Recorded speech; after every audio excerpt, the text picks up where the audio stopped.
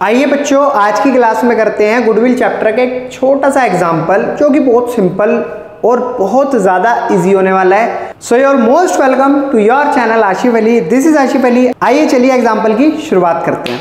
तो यहाँ पर सबसे पहले बोला है X limited purchase the business of Y limited. ध्यान रखना बच्चों, किसने बिजनेस परचेज करा है? देखो यहाँ ध्यान से, एक्स लिमिटेड ने बिजनेस परचेज करा है। किससे करा है? वाई लिमिटेड से।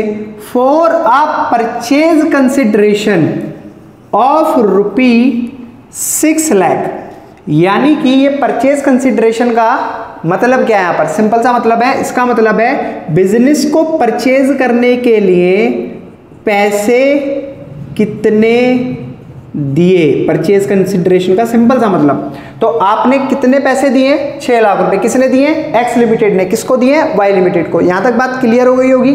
फिर उसके बाद दिए किस द्वारा हैं? चेक के माध्यम से, यानी कि बैंक से पैसे दिए गए हैं। X limited take over the following asset and liability.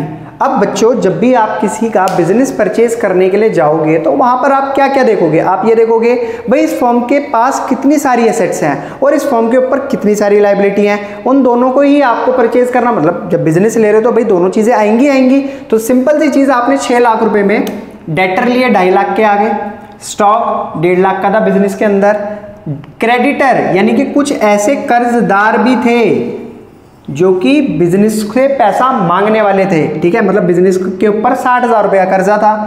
Outstanding salary, भाई ये भी एक कर्जे की तरह होता है। कुछ वर्कर की सैलरी नहीं दी गई थी, लगभग 40,000 रुपये के आसपास सैलरी नहीं दे रखी थी। बिल्डिंग थी बिजनेस के पास 50,000 रुपये की, और मुझे इन सब की एक जर्नल एंट्री पास करानी है जो भी मेरे को इस एग्जाम्पल्स में गिवन है। तो भाई सिंपल सा, सबसे पहले मैं क्या कैलकुलेट करूंगा? मैं ये देखूंगा मेरे पास नेट एसेट कितनी की है। नेट एसेट मैंने आपको 11th क्लास में भी पढ़ा रखा है। नेट एसेट क्या होती है बच्चों? जो भी फॉर्म की टोटल एसेट है उसमें से हम जितनी भी देनदारी है यानी कि लायबिलिटीज है उसको निकाल देते हैं तो हमारे पास आती है नेट एसेट। उसे कहते हैं हम नेट एसेट। उसे हम कैपिटल भी, लेकिन हम यहाँ कैपिटल का नाम नहीं लेंगे, हम नेट एसेट ही बोलेंगे। तो नेट एसेट निकालने के लिए मुझे क्या करना पड़ेगा बच्चों? जो भी टोटल एसेट्स होंगी उसमें से माइनस करना पड़ेगा लायबिलिटीज़ को, जो भी टोटल लायबिलिटीज़ हैं। तो मैं सबसे पहले देखता हूँ एसेट कितने की है। भाई डेटर मेरी एसेट है 2.5 लाख की एसेट, ये मैंने लिख दिया 2.5 लाख। फिर उसके बाद स्टॉक 1.5 लाख रुपए का है, ये भी मैंने लिख दिया यहाँ पर। उसके बाद बच्चों एसेट में और क्या आएगा? बिल्डिंग 50,000 की, वो भी मैंने लिख दिया यहाँ पर। तो ये टोटल मेरी एसेट्स है। अब इन एसेट्स का मैं टोटल कर लेता हूँ। यहाँ 0 0 0 0 5 10 15 कैरी 1 2 1 3 और 1 4, यानी कि टोटल एसेट्स मेरे पास 4.5 लाख रुपए की हैं, वो मैंने यहाँ पर लिख दी है। लायबिलिटी कितने की हुई? लायबिलिटी, एक क्रेडिटर है मेरे पास 60,000 का, और आउटस्टैंडिंग सैलरी यानी कि जो सैलरी मेरी बकाया है जो मेरे को देनी है वो 40,000 की है। तो 60 और 40 कितने हो गए यहाँ पर? 1 लाख रुपए। तो 1 लाख मेरे देने वाले भी हैं। तो अब मैं क्या करूंगा? 4.5 लाख रुपए में से 1 लाख को जब माइनस करूंगा तो कितना अमाउंट बचेगा मेरे पास?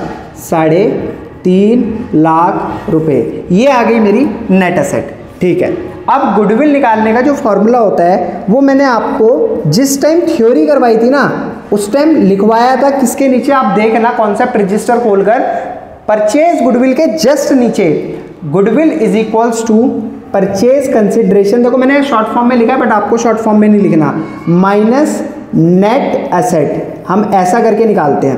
तो परचेज कंसिडरेशन कितने रुपए का? आपने कितने पैसे दिए बिजनेस को खरीदने के लिए? 6 लाख रुपए। तो 6 लाख लिख दिया मैंने यहाँ पर, माइनस नेट एसेट कितने की बची थी मेरे पास? 3.5 लाख रुपए की कैलकुलेट करके आई थी, माइनस 3.5 लाख। 6 लाख में से जब आप 3.5 लाख को माइनस करोगे तो बच्चों आपके पास आएगा 2.5 लाख रुपए का एक्स्ट्रा अमाउंट, जो मतलब ऊपर का होगा। इसे ही मैं कहूँगा यहाँ पर ये मेरी क्या है? गुडविल का अमाउंट है। अब मेरे को गुडविल का अमाउंट तो मैंने कैलकुलेट कर लिया, मुझे करना क्या है? मेन काम पास नेसेसरी जर्नल एंट्री। मुझे कुछ जर्नल एंट्री यहाँ पर करके दिखानी है और यही मेरा आज का मोटिव है इस एग्जाम्पल को कराने का, जो आपको सिखाना है। सिंपल सी चीज़ है बच्चों, जब भी आप जर्नल एंट्री पास करोगे तो आपको कुछ बातों का ध्यान रखना है। पहली एंट्री में जितनी भी एसेट्स होंगी आपको वो सारी लिख देनी है। तो सबसे पहले मैं एसेट्स देखता हूँ क्या क्या है मेरे पास। भाई यहाँ पर डेटर है तो लिखूंगा डेटर अकाउंट डेबिट। फिर उसके बाद है स्टॉक अकाउंट डेबिट। फिर उसके बाद देखो यहाँ पर क्या लिखा हुआ है? बिल्डिंग भी लिख दूंगा, बिल्डिंग अकाउंट डेबिट।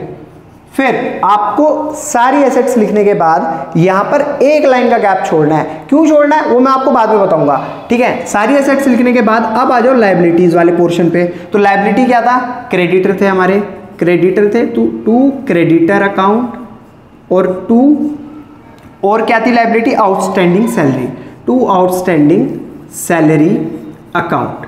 क्लियर है। अब जरा इनका अमाउंट डाल देते हैं। अमाउंट क्या क्या होगा हमारा, पहला है डेटर का अमाउंट 2.5 लाख, डाल दो एज इट इज। बड़ा सिंपल है बच्चों, कुछ भी मुश्किल नहीं है। स्टॉक 1.5 लाख का है तो 1.5 लाख रुपए डाल दो आप यहाँ पर। और बिल्डिंग कितने की थी हमारी, बिल्डिंग थी 50,000 की, तो मैंने यहाँ पर 50,000 भी डाल दिए हैं। क्रेडिटर देखो आप 60,000 के थे, 60,000 के क्रेडिटर मैंने यहाँ डाल दिए।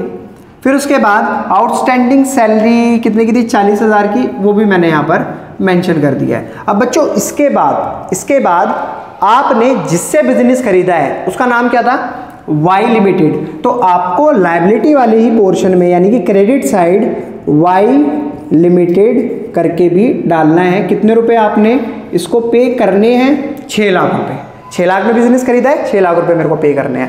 अब आप क्या करोगे, इस साइड का जितना भी अमाउंट है क्रेडिट साइड का उसको करोगे ऐड। जरा ऐड करके बताओ कितना आ रहा है, 6 लाख 60,000 और प्लस 40,000 यानी कि 7 लाख आया मेरा किसका अमाउंट, लायबिलिटी यानी कि क्रेडिट साइड का अमाउंट। और डेबिट साइड का अमाउंट कितना आ रहा है, 2.5 लाख प्लस 50,000 3 लाख, 1 लाख 4 लाख और 50,000 4 लाख 50,000। तो 4 लाख 50,000 आया मेरा किसका अमाउंट, डेबिट साइड का।